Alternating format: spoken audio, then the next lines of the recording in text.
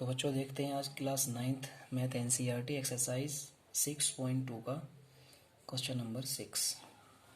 क्या कह रहा है क्वेश्चन कह रहा है कि पी क्यू और आर एस दो मिरर हैं। तो ये ए बी कोई रे है जो यहाँ से आई और इसने यहाँ पर स्ट्राइक करा पॉइंट बी पर, और स्ट्राइक करने के बाद ये इधर रिफ्लेक्टेड होने के बाद इधर आई आर एस मिरर की तरफ, और आर एस को इसने स्ट्राइक करा पॉइंट सी पर and then again strike C D ray. ठीक है, तो हमें प्रूव ये करना है इस क्वेश्चन में कि ए बी और सी डी, ये वाली लाइन ए बी और ये वाली लाइन सी डी जो रे है ये आपस में क्या है, पैरेलल है। ये बात इसमें प्रूव करनी है। ठीक है, तो इसमें जो यूज़ होगी एक चीज़ मैं यहाँ पे डिस्कस कर लेते हैं पहले उसको। इसमें रे जो आपने पढ़ी होगी फिजिक्स के अंदर कि अगर कोई रे है तो इंसिडेंट रे, रिफ्लेक्टेड रे और नॉर्मल तीनों एक ही प्लेन में होते हैं। तो अगर कोई रे इधर स्ट्राइक करती है किसी सरफेस पर, जैसे ये रे आई इधर और इसने यहाँ पे स्ट्राइक करा, ये नॉर्मल है यहाँ से, और इधर से रिफ्लेक्टेड रे उधर चली गई, तो नॉर्मल और इंसिडेंस रे के बीच का, इंसिडेंट रे के बीच का जो एंगल होता है आई से डिनोट करते हैं हम, और जो रिफ्लेक्टेड रे का वो है reflection angle of reflection are, वो आपस में क्या होते हैं, आई और आर आपस में इक्वल होते हैं। ठीक है, तो इस चीज़ का यहाँ पर यूज़ होगा। तो हम क्या करते हैं इसे प्रूव करने के लिए कि अगर हमें A B parallel to C D prove करना है तो हमें ये दिखाना पड़ेगा कि ये वाला एंगल इस वाले एंगल का क्या है, इक्वल है। क्यों कि ये एंगल्स क्या है आपस में, ऑल्टरनेट इंटीरियर एंगल। और अगर हम दो लाइंस के बीच में ऑल्टरनेट इंटीरियर एंगल इक्वल ला देते हैं तो इसका मतलब ये है कि वो लाइंस आपस में पैरेलल होंगी। पैरेलल लाइन लाने के लिए जो एंगल्स होते हैं पैरेलल लाइन के, उन्हें अगर हम इक्वल शो कर दें, जैसे ऑल्टरनेट इंटीरियर एंगल में इक्वल का रिलेशन होता है उसे दिखा दें, या कोरस्पॉन्डिंग एंगल्स में इक्वल का रिलेशन होता है वो दिखा दें, तो जो रिलेशंस होते हैं एंगल्स में अगर हम वो यहाँ शो कर देंगे तो ये प्रूव हो जाएगा कि ए बी पैरेलल है सी डी के। तो यहाँ एंगल ए बी सी और ये एंगल बी सी डी आपस में क्या बन रहे हैं, रिलेशन इनमें ऑल्टरनेट इंटीरियर एंगल। तो अगर ये इक्वल आ जाते हैं तो ये बात प्रूव हो जाएगी A B parallel C D है। तो इसके लिए हम क्या करते हैं, एक यहाँ पर एक परपेंडिकुलर ड्रॉ करते हैं बी एम, और एक यहाँ पर परपेंडिकुलर ड्रॉ करते हैं, ये परपेंडिकुलर क्या है, सी एन। ठीक है, मैं इस एंगल्स का नाम देता हूँ। ये जो यहाँ से यहाँ तक एंगल है इसका नाम 1, और ये वाला 2, ये वाला एंगल 3, ये वाला एंगल 4। तो हम लॉ ऑफ रेज से क्या लिख सकते हैं हम कि एंगल 1 और 2 आपस में इक्वल हैं, 3 और 4। क्यों कि उसकी वजह क्या है कि एंगल ऑफ ये हमारी क्या है, इंसिडेंट रे है। तो यहाँ से इसने कितना एंगल बनाया, ये नॉर्मल है बी एम, तो इसने एंगल 1 बनाया, एंड देन रिफ्लेक्टेड रे ने एंगल 2 बनाया नॉर्मल के साथ। तो एंगल ऑफ इंसिडेंस और एंगल ऑफ रिफ्लेक्शन आपस में क्या होते हैं, इक्वल होते हैं, 1 और 2 इक्वल। इसी तरीके से इस पॉइंट के लिए जहाँ इसने स्ट्राइक करा बी सी रे, वो क्या है, एंगल ऑफ इंसिडेंस रे है, इंसिडेंट रे है, और उसका ये एंगल क्या है, एंगल ऑफ इंसिडेंस। एंड ये वाला क्या है, ये वाला एंगल किसने बनाया है, रिफ्लेक्टेड रे ने, तो ये क्या है, एंगल ऑफ रिफ्लेक्शन, जो कि आपस में क्या होगा, 3 और 4 आपस में इक्वल होंगे।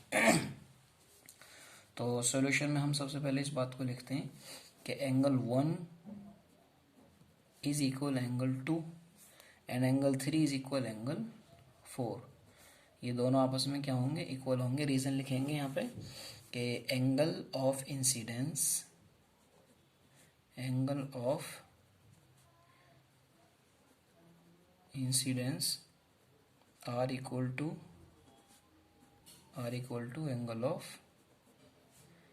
Angle of reflection. ठीक है, ये रीजन लिख देंगे यहाँ पर। उसके बाद देखते हैं हम कि क्या होता है। उसके बाद क्वेश्चन में ये चीज़ इक्वल हो गई। उसके बाद देखो कि बी एम और सी एन आपस में पैरेलल हैं। क्यों पैरेलल हैं कि अगर हम किन्हीं दो पैरेलल लाइन के बीच में दो प्रीपेंडिकुलर ड्रॉ करते हैं, ये प्रीपेंडिकुलर एक ड्रॉ करा मैंने, एक प्रीपेंडिकुलर यहाँ पे ड्रॉ करा ऐसे, तो जो प्रीपेंडिकुलर ड्रॉ करते हैं हम, वो प्रीपेंडिकुलर भी आपस में पैरेलल होते हैं। ठीक है, तो मैं ये लिख सकता हूँ कि B M parallel to C N, B M वो क्या होगा, पैरेलल टू सी एन।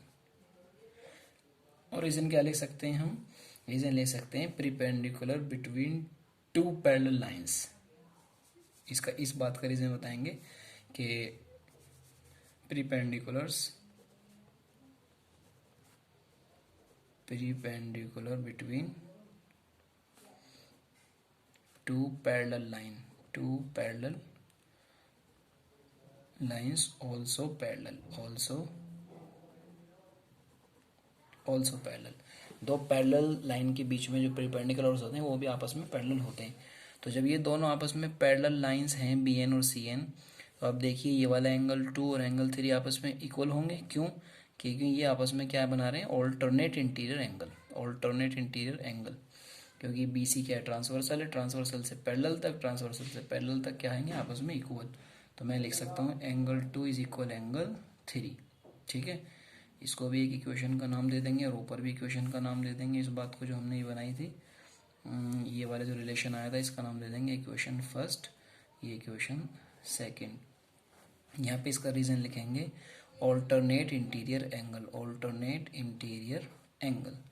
ठीक है, अब हमें प्रूव क्या करना है, हमें ये प्रूव करना है कि एंगल 1 प्लस एंगल 2 यानी इन दोनों का सम इक्वल है 3 और 4 के, is equal angle 3 plus angle 4।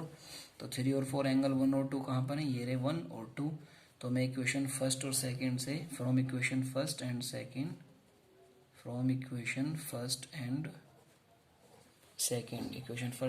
से क्या करते हैं, ये वाली जो बात थी, ये वाली चीज़ और ये वाली, इसको मैं ऐड कर देता हूँ। Angle 1 plus angle 2 is equal ये एंगल 2 प्लस एंगल